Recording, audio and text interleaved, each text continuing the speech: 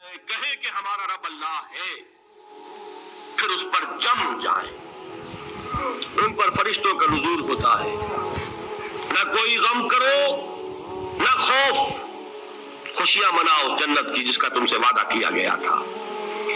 اللہ کی ربوبیت پر اطمینان جب انسان کو ہو جاتا، میرا رب اللہ ہے، ربی اللہ، انسان کے لیے نہ کوئی کھٹکا، نہ کوئی خطرہ، نہ کوئی خوف، نہ کوئی حزن. جو کچھ ہو رہا ہے کس کے اذن سے ہو رہا ہے؟ اللہ کے اذن سے. اللہ کے اذن کے بغیر پتا تک نہیں ہلتا. یہ کوئی اندھا بہرا مادہ نہیں ہے جس سے مجھے کوئی خوف ہو. اندھا بھینسا چلا آ رہا ہو اس سے تو ڈرنے کا ہر انسان کو ڈرنا چاہیے، نہ معلوم کس کو ٹکر مار دے. لیکن نہیں، اس کائنات کو چلانے والا ایک سمیع و بصیر خدا ہے. وہ جو میرا دوست ہے، میرا ولی ہے. اللہ ولی الذین آمنوا یخرجہم من الظلمات الی النور. اللہ اہل ایمان کا ولی ہے، ساتھی ہے، پشت پناہ ہے، مددگار ہے، حمایتی ہے. بتائیے جسے یقین ہو جائے کہ اللہ میرا مددگار، اللہ میرا محافظ، اللہ میرا پشت پناہ، اللہ میرا حمایتی، اس کے لیے کوئی خوف ہوگا؟ اس سے کوئی ڈر ہوگا؟ میں مثال دیا کرتا ہوں ایک بہت سادہ، پنجاب کے دیہات کی. تو بڑا چودھری ہے اور کوئی غریب کسان ہے. اس غریب کسان کے جانوروں کو ہر وقت اندیشہ ہوگا چوری کا. کوئی میری بھینس کھول کر نہ لے جائے، کوئی میرا بیل کھول کر نہ لے جائے. لیکن جس کے بارے میں یہ سب کو معلوم ہو کہ وہ جو بڑا چودھری ہے وہ اس کا دوست ہے، اس کی بچیا کو کوئی خوف ہوگا؟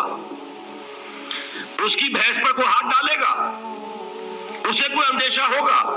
نہیں. کیوں؟ کہ وہ بڑا چودھری، بڑا اس کا یہاں کا سردار، جاگیردار، سب کو معلوم ہے وہ میرا دوست ہے، کوئی میرے خلاف اقدام نہیں کر سکتا.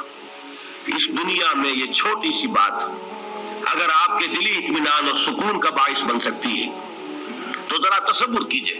میں لفظ تصور استعمال کروں گا صرف اس لیے کہ اس کا ہم اس کو کہتے ہیں ادراک اور شعور کر نہیں سکتے. اگر کے ساتھ کر سکتے، اگر یقین ہو کہ اللہ میرا مددگار اور یقین ہو کہ اللہ ہر آن میرے ساتھ ہے، پھر کوئی خوف؟ کس کا خوف؟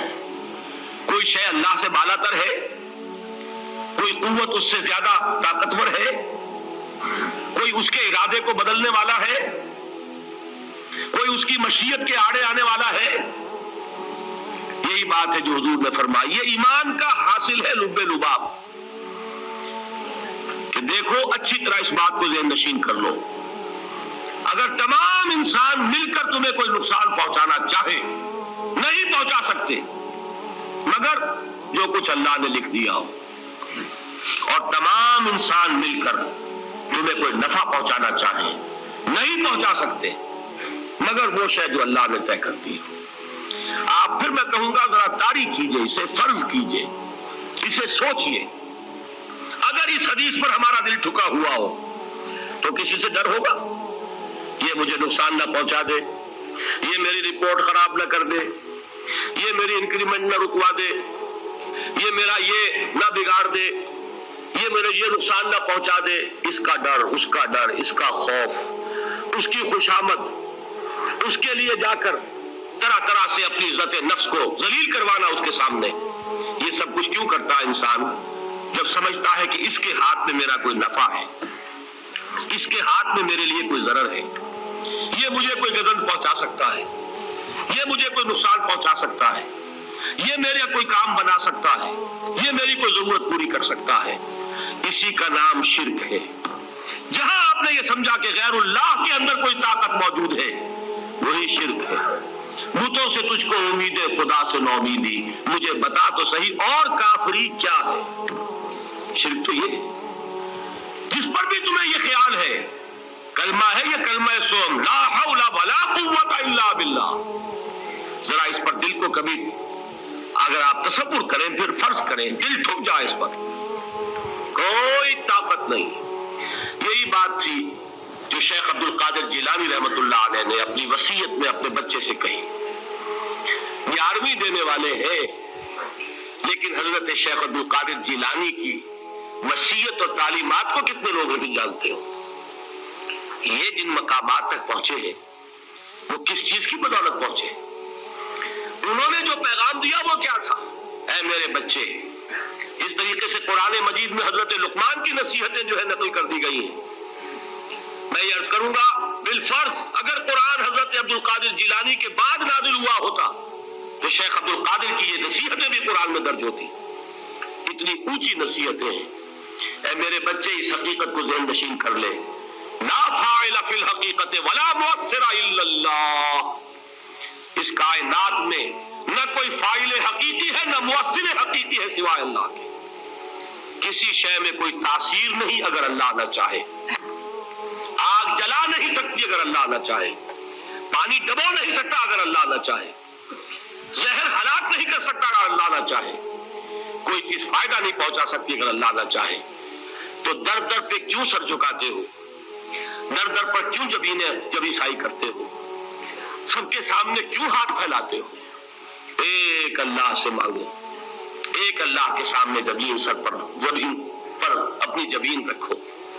لا فاعل فی الحقیقت ولا مؤثر الا اللہ. نظر آتا ہے ہمیں کہ پانی پیاس بجھا دیتا ہے. پیاس بجھانے کی صلاحیت پانی میں نہیں ہے، اللہ کے اذن سے. کھانا بھوک مٹا دیتا ہے. بھوک مٹانے کی صلاحیت کھانے میں نہیں ہے، اذن رب میں. دیکھیے یہی یقین تھا. حضرت موسیٰ علیہ السلام کا واقعہ یاد کیجئے. سامنے سمندر آ گیا ہے. قوم دیکھتی ہے پیچھے کہ گرد و غبار کا طوفان ہے. معلوم ہوا کہ فرعون اپنے لشکر سمیت آ گیا ہے. لشکر جب چلتا تھا تیز رفتاری کے ساتھ تو گرد و غبار کا جو طوفان اٹھتا تھا اس کا تصور کیجیے. اور لمحہ بلمحہ وہ قریب آ رہا ہے. پوری قوم نے کیا کہا؟ اے موسیٰ انا لمدرکون، اے موسیٰ ہم کو پکڑے گئے. قرآن مجید میں تو یہاں وہ باتیں نہیں لکھی ہیں، لیکن تورات میں یہ درج ہے کہ بنی اسرائیل جھگڑنے لگے، دست و گریبان ہو گئے موسیٰ کے ساتھ. موسیٰ نے یہاں مروایا لا کر، اس سے تو ہم ہی بہتر تھے. وہاں کھانے کو ملتا تھا، زندگی تو تھی، بیگار ہم کر رہے تھے، موت تو نہیں تھی. اب جو کچھ ہوگا اس کا تصور کرو، جس طریقے سے ہمارے ٹکڑے اڑائے جائیں گے. تو لڑ رہے ہیں حضرت موسیٰ علیہ السلام سے. یہ تورات کی تفصیل ہے. قرآن میں صرف اتنا آیا ہے، پریشان ہو کر انہوں نے کہا انا لمدرکون، موسیٰ ہم تو پکڑے گئے. اس وقت موسیٰ کا جواب کیا ہے؟ کلا ان معی ربی سیہدین. نہیں، میرے ساتھ میرا رب ہے، وہ راستہ دے گا. بتائیے کہاں راستہ نظر آ رہا ہے؟ یہ ہے ایمان بالغیب. راستہ نظر نہ آئے تب اللہ پر یقین ایمان ہے. جیب میں پیسے ہو اور تب دل کو اطمینان ہے تو ایمان کس پر ہوا؟ پیسے پر، اللہ پر نہیں. جب وسائل و ذرائع نہ ہو اور پھر یقین ہو کہ اللہ مسبب الاسباب ہے، وہ اسباب کا پابند نہیں ہے، وہ اسباب کا محتاج نہیں ہے، اسباب اس کے محتاج ہے. اگر یہ یقین ہے تو اللہ پر ایمان ہے. یہ نہیں ہے تو تمہارا ایمان اسباب پر ہے، وسائل پر ہے، ذرائع پر ہے، مادیات پر ہے، اللہ پر نہیں. اس وقت کہاں راستہ تھا؟ وہ راستہ تھا سمندر ہے اور ادھر سے لشکر آ گیا ہے. کلا ان معی ربی سیہدین. اب دیکھیے ایمان کہہ دینا آسان ہے، ہوا معکم اینما کنتم، جہاں کہیں بھی تم ہوتے ہو اللہ تمہارے ساتھ ہوتا ہے. لیکن اس کا یقین قائم ہو جائے تو زمین و آسمان کا فرق واقع ہو جائے. یہی بات ہوئی حضور کے ساتھ. غار ہے، چھپے ہوئے ہیں محمد رسول اللہ اور آپ کے وہ یار غار ابو بکر صدیق رضی اللہ تعالی عنہ. اقبال نے حضرت ابو بکر کی شان میں چند اشعار کہیں صرف، لیکن واقعہ یہ ہے کہ بھاری بھاری نظموں پر اور قصیدوں پر بھاری ہے. طویل ترین نظمیں اور قصیدے ہوں ان پر بھاری ہے. ہمت ابو بکر کی ہمت